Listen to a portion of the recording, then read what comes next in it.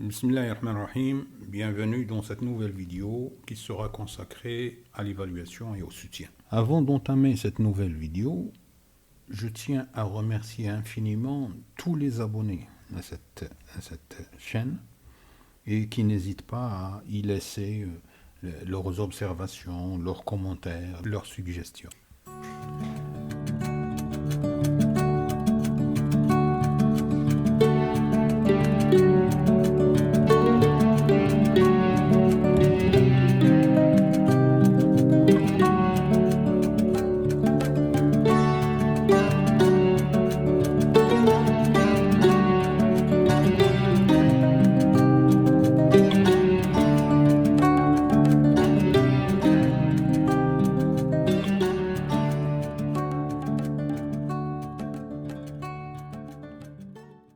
Pour traiter ce sujet d'évaluation et de soutien, je me suis basé sur les nouvelles recommandations du programme scolaire de l'enseignement primaire pour cette année 2020-2021. L'évaluation. La place que donne l'enseignement apprentissage du français du cycle primaire au Maroc à l'évaluation est une place particulière, une place très intéressante, très importante, et il accompagne le processus d'enseignement-apprentissage du début jusqu'à la fin. Et ainsi on distingue trois formes d'évaluation. On distingue d'abord l'évaluation diagnostique, ayant lieu au début des apprentissages, début de l'année scolaire, comme actuellement, comme maintenant, c'est la période de l'évaluation diagnostique, au début d'une période, au début d'une unité, au début d'une séance d'apprentissage. Bref, au début de n'importe quel apprentissage, on commence toujours par une évaluation diagnostique qui va nous permettre de dépister les forces et les faiblesses, ainsi que le degré de préparation des apprenants-apprenantes avant d'entamer un nouvel apprentissage, avant d'entamer une nouvelle année scolaire, avant d'entamer une nouvelle période. Donc, l'évaluation diagnostique, c'est un outil qui est indispensable au début de chaque apprentissage. Pour donner un exemple de l'évaluation diagnostique, imaginons un élève qui va commencer la 3e année de l'enseignement primaire. L'évaluation diagnostique au début de l'année va porter sur les connaissances qu'il doit avoir à la fin de la 2e année. Donc l'évaluation au début de la 3e année doit porter sur le profil de sortie de l'élève de la 2e année. En se basant ainsi, on va poser les questions sur les compétences que devait avoir un élève qui a fini la 2e année de l'enseignement primaire. Le deuxième type d'évaluation, c'est l'évaluation formative. L'évaluation formative, elle est intégrée au processus d'apprentissage. Elle consiste à mesurer le degré de réalisation, le degré de progression des objectifs d'apprentissage visés et le degré de développement des sous-compétences ciblées. Elle consiste aussi à identifier les difficultés rencontrées par les apprenants afin de procéder aux régulations nécessaires en cas d'imperfection. Et ceci au fur et à mesure que je progresse dans mon enseignement-apprentissage. Donc, l'intervention de l'enseignant, les régulations de l'enseignant se font au fur et à mesure que l'enseignement-apprentissage progresse. Il consiste également à identifier les difficultés rencontrées par les apprenants afin de procéder aux régulations, comme je l'ai dit, nécessaires en cas d'imperfection. Et le cas d'imperfection, il peut provenir soit de la méthode qui est adoptée par l'enseignant, soit de la difficulté de la connaissance transmise, ou bien acquise par l'élève, ou bien il est lié à la capacité de l'élève à comprendre les propos de l'enseignant. Donc, quelle que soit la source de l'incompréhension, quelle que soit la source de la difficulté rencontrée par l'apprenant ou bien par l'apprenante, l'enseignant doit réguler son travail, doit réguler la manière dont l'élève apprend.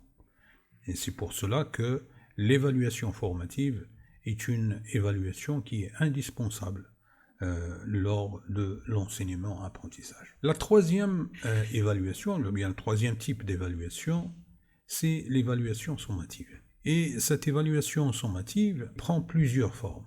D'abord, il intervient à la fin des apprentissages, soit à la fin d'une activité, soit à la fin d'une période, ou bien à la fin d'une année scolaire. À la fin d'une activité, ou bien d'une unité, à la fin d'une période, si on veut attribuer une note ou bien attribuer une appréciation aux élèves à la fin d'une période bien déterminée, et à la fin d'une année scolaire.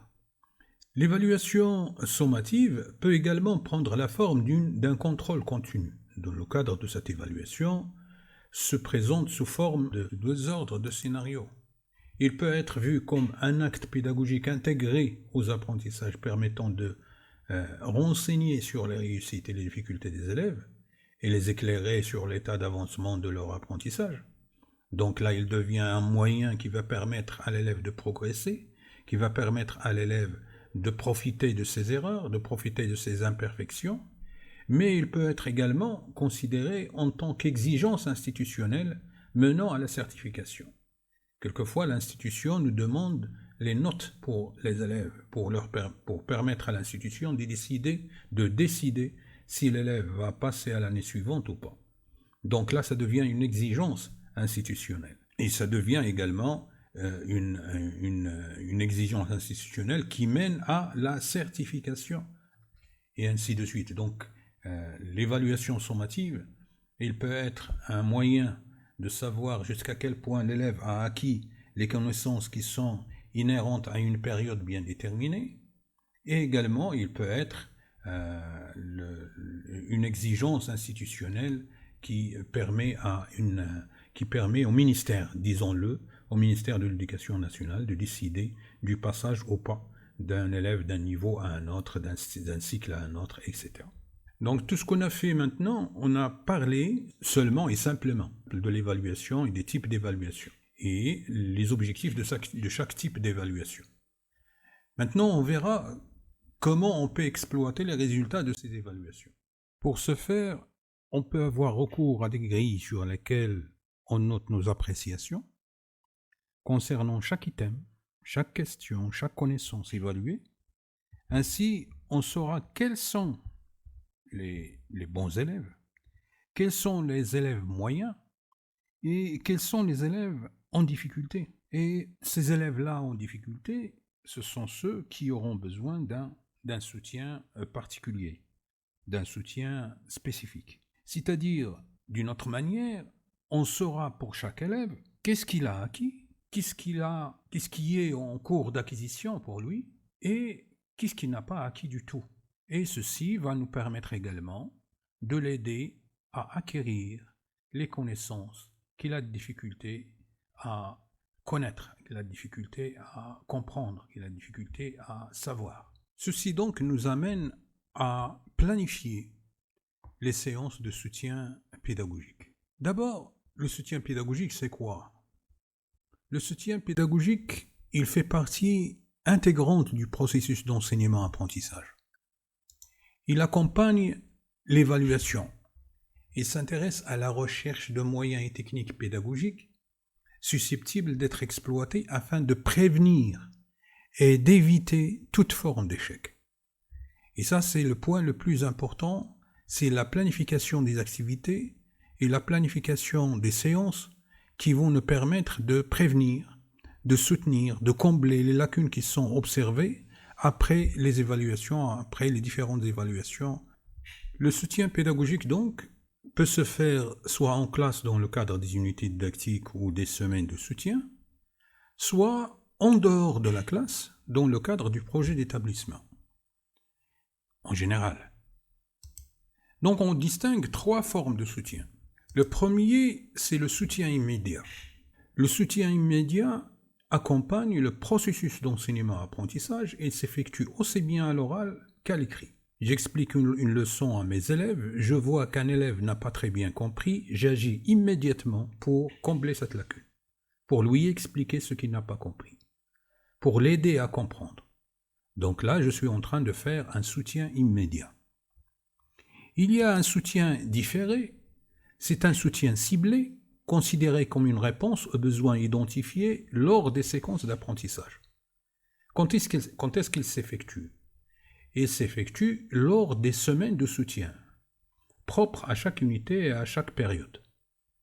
Et on voit maintenant, après quelques semaines, il y a toujours une semaine de soutien. Et pendant cette semaine de soutien, je vais essayer de combler les lacunes que j'ai rassemblées, que j'ai enregistrées durant toutes les semaines d'apprentissage. Sa qualité est liée avant tout à la fiabilité du diagnostic établi. Bien sûr, plus mon diagnostic est fiable, plus mon diagnostic est exact, plus mon intervention est exacte aussi et fiable aussi. Et il y a également le soutien institutionnel. C'est un soutien qui peut s'effectuer dans le cadre du projet d'établissement. Donc il concerne surtout les apprenants qui éprouvent des difficultés majeures et persistantes. Dans ce cas, l'intervention de toute l'équipe pédagogique de l'école est recommandée. C'est-à-dire qu'il ne sera plus limité à l'enseignant de l'élève, mais il sera l'affaire de toute l'équipe pédagogique de l'école. Mais une chose, c'est que le terme soutien porte à confusion avec plusieurs termes et plusieurs concepts. Le soutien avec révision, avec consolidation, avec enrichissement, avec remédiation. Donc ce que je vais essayer de faire, c'est d'essayer de trouver la différence qui existe entre ces concepts pour aider les débutants d'une manière très simple à faire la différence et à ne pas les confondre. Lorsque je parle de révision, on parle d'une reprise, que ce soit complète ou bien partielle, d'une leçon. Donc là, il n'y a pas un très grand changement ni dans le contenu, ni dans la manière de transmettre le travail, de transmettre la connaissance. C'est pourquoi on parle de révision. Mais lorsqu'on parle de remédiation, la remédiation, il est issu du terme remède. Et c'est un terme qui est un peu médical. Et on ne parle de remède que lorsqu'il y a un bon diagnostic. Si l'évaluation diagnostique s'est très bien passée et on a pu déceler les difficultés et les lacunes de mes élèves, je peux trouver le remède qui va aider l'élève à dépasser ses lacunes. Donc en pédagogie, il garde cette connotation médicale, c'est-à-dire l'action de guérir. Il est synonyme d'action corrective, au mieux de régulation. La remédiation également consiste à fournir à l'apprenant des activités d'apprentissage qui sont différenciées pédagogiquement, parce que lorsqu'on propose une activité comme évaluation, la réponse qui sera donnée par les élèves diffère d'un élève à un autre, selon les difficultés de chaque élève, selon les problèmes que rencontre chaque élève. Donc pour lui permettre, la remédiation va donc lui permettre de combler les lacunes révélées par cette évaluation diagnostique. Si je prends un exemple, pour une simple question de trouver le pluriel du mot « un animal », je peux avoir plusieurs réponses. Il y a un élève qui va m'écrire « des animaux », un autre qui va m'écrire « les animaux », l'autre qui va écrire « les animaux », l'autre qui va m'écrire « des animaux ». Donc, chaque réponse nous donne une indication sur le problème dont souffre chaque élève. La remédiation peut être spécifique ou par groupe, ou bien il peut être une remédiation individualisée, c'est-à-dire qui vise chaque élève. Donc, c'est l'erreur commise par l'élève qui décide du type d'intervention qui sera exercée par l'enseignant. Pour les élèves qui n'ont pas manifesté des difficultés d'apprentissage, des séances de consolidation et d'enrichissement sont programmées. La consolidation des acquis est une étape indispensable pour assurer l'apprentissage. Également, elle est souvent réalisée en fin de chaque séance ou bien séquence pédagogique. Il permet à l'apprenant de réfléchir sur ses acquis et de s'en rendre compte, d'exprimer les difficultés et les satisfactions.